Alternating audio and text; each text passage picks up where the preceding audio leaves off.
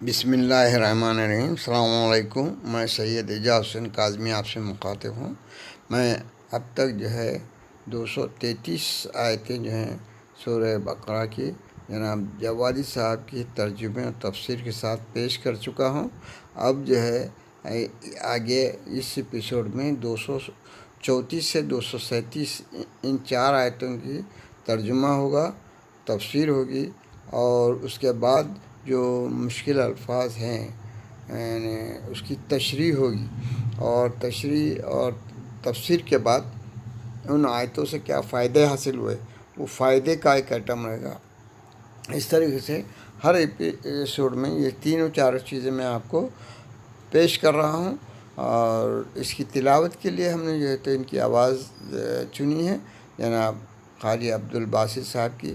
تو اب یہ جب شروع ہوگی تو سب سے پہلے ان 4 آیتوں کی تو ان کی قرأت کے ساتھ آپ تلاوت سنیں گے، اور اس تلاوت کے ختم ہونے کے بعد آپ کو ترجمے کے بعد تفسیر کے بعد تشریح، اور سب جانے کے بعد آخر میں فائدہ کیا ہے وہ پیش کیا جائے گا آپ کو۔ اب اس کی تلاوت والذین یتوفون منکم ویذرون ازواجا یتربصن بانفسهن 4 اشہر وعشرا فإذا بلغن أجلهن فلا جناح عليكم فيما فعلن في أنفسهن بالمعروف واللہ بما تعملون خبیر۔ سورہ بقرہ آیت نمبر 234 کا ترجمہ سنیے۔ اور جو لوگ تم میں سے بیویاں چھوڑ کر مر جائیں، ان کی بیویاں 4 مہینے 10 دن انتظار کریں گے۔ جب یہ مدت پوری ہو جائے تو جو مناسب کام اپنے حق میں کریں، اس میں کوئی حرج نہیں، خدا تمہارے اعمال سے خوب باخبر ہے۔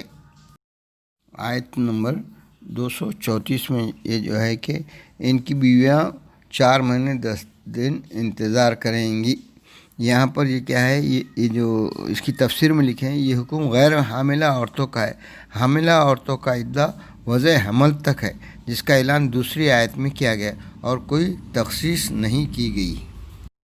یہاں آیت نمبر 234 میں عدہ وفات کا ذکر آیا، اس میں آپ فرماتے شریعت اسلام نے عدہ وفات میں بناؤ سنگار وغیرہ کو حرام کر دیا ہے۔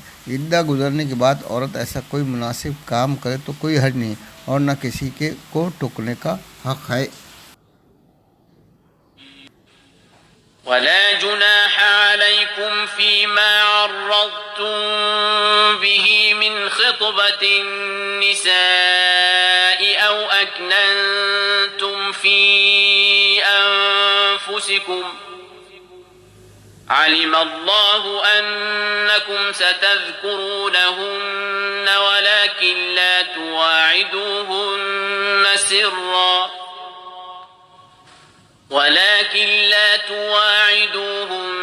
سرا إلا أن تقولوا قولا معروفا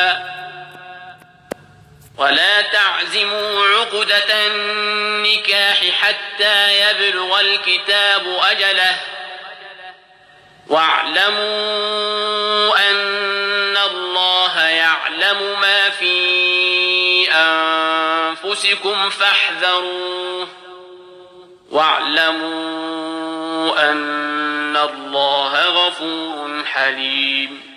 سورہ بقرہ آیت نمبر 235 کا ترجمہ سنیے۔ تمہارے لیے نکاح کے پیغام کی پیشکش یا دل ہی دل میں پوشیدہ ارادے میں کوئی حرج نہیں۔ خدا کو معلوم ہے کہ تم بعد میں اس سے تذکرہ کرو گے، لیکن فی الحال خفیہ وعدہ بھی نہ لو، صرف کوئی نیک بات کہہ دو تو کوئی حرج نہیں ہے، اور جب تک مقررہ مدت پوری نہ ہو جائے عقد نکاح کا ارادہ نہ کرنا۔ یہ یاد رکھو کہ خدا تمہارے دل کی باتیں خوب جانتا ہے، لہٰذا اس سے ڈرتے رہو، اور یہ جان لو کہ وہ غفور بھی ہے اور حلیم و بردبار بھی۔ آیت نمبر 235 کی تفسیر میں نکاح کے پیغام کی پیشکش، ان جملے کے بارے میں آگے آپ جو تو تفسیر میں تحریر فرماتے ہیں، عورت کے عدہ وفات میں مرد مختلف مراحل سے گزرتے ہیں، ان سے عقد کر لیں، انہیں واضح پیغام دے دیں تاکہ وہ دوسرے کا پیغام نہ لیں، ان سے عہد لے لیں کہ عدے کے بعد ان کے علاوہ کسی سے عقد نہ کریں گے، ان سے اشارتاً عقد کی خواہش کا اظہار کرتے ہیں یا اپنے دل میں منصوبہ بناتے رہیں۔ اسلام نے آخری 2 صورتوں کو جائز قرار دیا اور ابتدائی 3 صورتوں کو حرام کر دیا ہے، بشرطے کہ ظاہر و باطن میں یکسانیت ہو، ورنہ آخری صورتیں بھی مشکل ہوں گی۔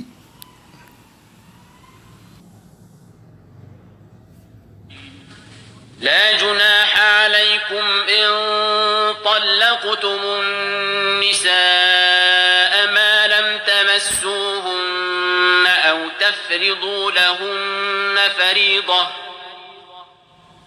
ومتعوهن على الموسع قدره وعلى المقتر قدره متاعا بالمعروف حقا على المحسنين۔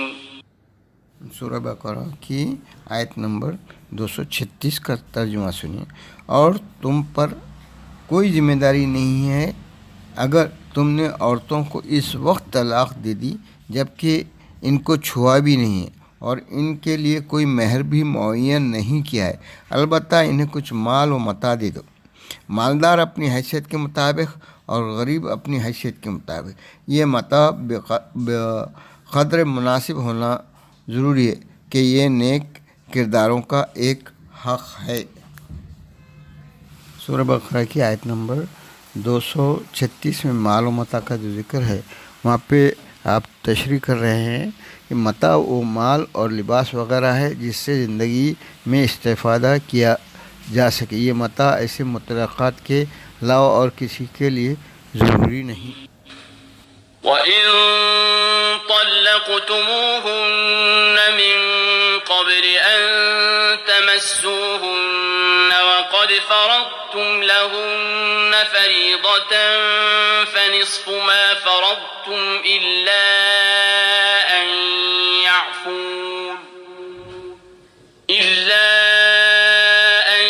يَعْفُونَ أَوْ يَعْفُوَ الَّذِي بِيَدِهِ عُقْدَةُ النِّكَاحِ وَأَن تَعْفُوا أَقْرَبُ لِلتَّقْوَى وَلَا تَنسَوْا الْفَضْلَ بَيْنَكُمْ إِنَّ اللَّهَ بِمَا تَعْمَلُونَ بَصِيرٌ۔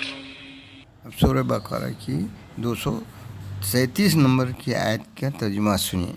اگر تم نے ان کو چھونے سے پہلے طلاق دے دی اور ان کے لیے مہر معین کر چکے تھے تو معین مہر کا نصف دینا ہوگا، مگر یہ کہ وہ خود معاف کر دیں یا ان کا ولی معاف کر دے، اور معاف کر دینا تقوی سے زیادہ قریب ہے، اور آپس میں بزرگی کو فراموش نہ کرو، خدا تمہارے اعمال کو خوب دیکھ رہا ہے۔